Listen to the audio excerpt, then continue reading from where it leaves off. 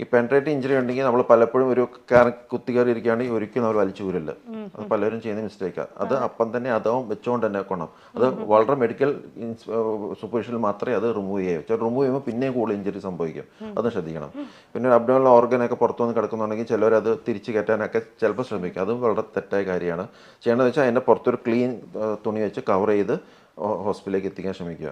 പിന്നെ ചില സിറ്റുവേഷൻ എന്ന് വെച്ചാൽ നമ്മുടെ കൈ അല്ലെങ്കിൽ വിരൽ അല്ലെങ്കിൽ കൈ അല്ലെങ്കിൽ കാൽ വിരലൊക്കെ അറ്റുപോയെന്ന് വിചാരിക്കാം. കട്ടായി പോയി അവിടെ കിടപ്പുണ്ടെന്ന് വിചാരിക്കാം. 3 സ്റ്റെപ്പാണ് ചെയ്യേണ്ടത്. അതായത് അറ്റ് പോയെന്ന് കണ്ടിട്ടുണ്ടെങ്കിൽ ആ ഓർഗനെ നമ്മൾ അപ്പം തന്നെ ഒന്ന് ജസ്റ്റ് എവിടെയെങ്കിലും ടാപ്പ് വാട്ടർ വെച്ച് വൃത്തിക്കൊന്ന് കഴുകണം. രണ്ടാമത്തെ വെച്ചാൽ അത് ട്രാൻസ്പോർട്ട് ചെയ്യുന്ന ടെക്നിക്കാണ്. ട്രാൻസ്പോർട്ട് ചെയ്യുന്ന വെച്ച് കഴിഞ്ഞാൽ അതിൻ്റെ ഒരു വളരെ തണുപ്പിച്ച് വേണം അത് കൊണ്ടുപോകാൻ. അപ്പോൾ അതിൻ്റെ രീതി എന്ന് വെച്ച് കഴിഞ്ഞാൽ ആദ്യം ഈ കഴുകി കഴിഞ്ഞിട്ട് ഇതൊരു പ്ലാസ്റ്റിക് വൃത്തിയുള്ള പ്ലാസ്റ്റിക് കവറിൽ ആദ്യം പൊതിയണം.